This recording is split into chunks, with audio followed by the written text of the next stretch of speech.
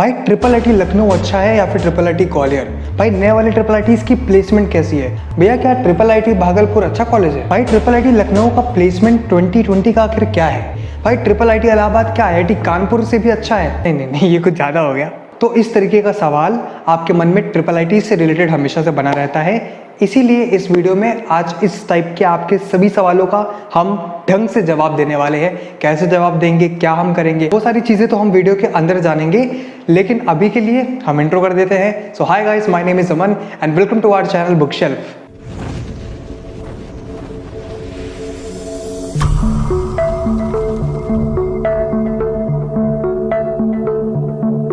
सबसे पहले तो यार एक इंपॉर्टेंट पॉइंट हम डिस्कस ये कर लेते हैं कि हमारी जो गवर्नमेंट है, हमारी जो इंडियन गवर्नमेंट है, भारत सरकार है, उसने पिछले 10 सालों में 20 नए ट्रिपल आईटीज़ को लॉन्च किया है। अगर मैं ओल्डेस्ट ट्रिपल आईटी के बारे में आपको बताऊं तो वो अभी हाल ही में यार 1997 में अभी खुली हुई है और वो शायद से ट्रिपल आईटी ग्वालियर है। एंड जितने भी यार देखो ट्रिपल आईटीज़ हैं वो सभी के सभी अभी नए हैं और उनकी जो एवरेज एज है वो अराउंड 10 ईयर्स ही होगी। और अगर तुम कंपेयर करते हो आईआईटी से, एनआईटी से, तो भाई बहुत सारी आईआईटीज़ तो ऐसी है जिनकी भाई 100 साल पहले बनी हुई हैं। ठीक है, तो आईआईटीज़ मतलब सबसे पुराने हैं और ट्रिपल आईटीज़ अभी सबसे नए इंस्टीट्यूट्स हैं। अब ये सारी चीज़ें मैं आपको क्यों बता रहा हूँ, उसका रीज़न ये है कि जो हमारी ऐसी बॉडीज़ हैं, ऐसी गवर्नमेंट बॉडीज़ हैं जो कॉलेजेस को रैंक करती हैं, जैसे कि तुम्हारी एनआईआरएफ हो गई, तुम लोगों ने बहुत अच्छे से सुना होगा इसके बारे में।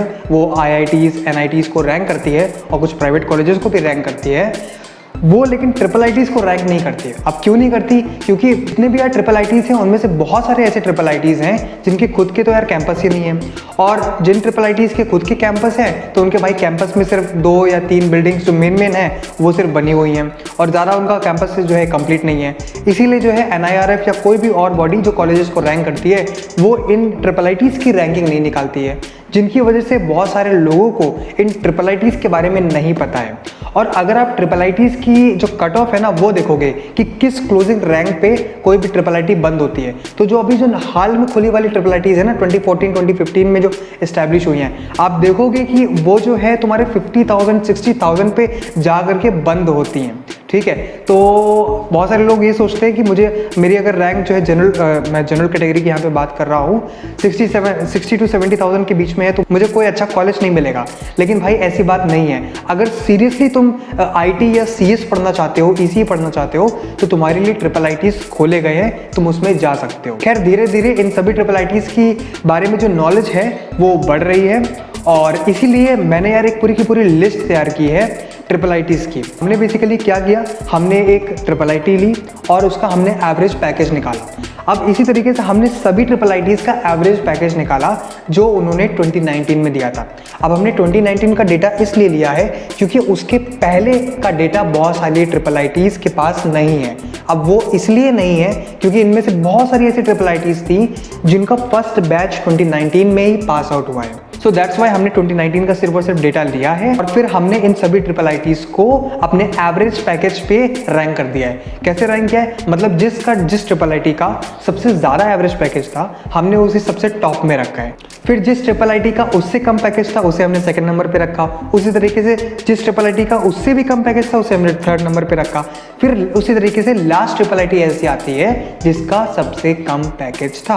अब अगर तुम ध्यान से देखोगे इस पीडीएफ को जो कि मैंने डिस्क्रिप्शन में लिंक कर दी है, तुम जाकर के उसको फ्री में डाउनलोड कर सकते हो, तो तुम्हें उसमें दिखेगा कि मैंने 2 ग्रुप्स बनाए हैं। एक तरफ तो वो वाली ट्रिपल आईटी हैं जिनका जो है फर्स्ट बैच 2019 में या फिर उससे पहले पास आउट हो चुका था, उन सभी को मैंने रैंक किया है।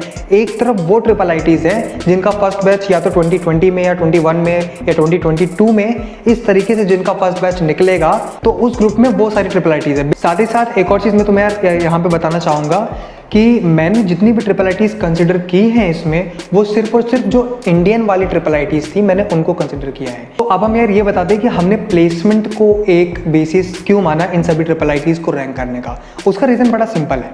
सबसे पहली बात तो जो भी अगर तुम एडमिशन लेते हो किसी कॉलेज में तो सबसे पहली चीज़ जो तुम देखते हो वो है उसका पैकेज। दूसरी चीज़ ये है कि जो प्लेसमेंट है ना वो हमें कॉलेज के अंदर एक्स्ट्रा करिकुलर एक्टिविटीज़ पर कितना ध्यान दिया जा रहा है, कोडिंग कॉन्टेस्ट कितने हो रहे हैं, इन सभी के बारे में हमें ये प्लेसमेंट बताता है।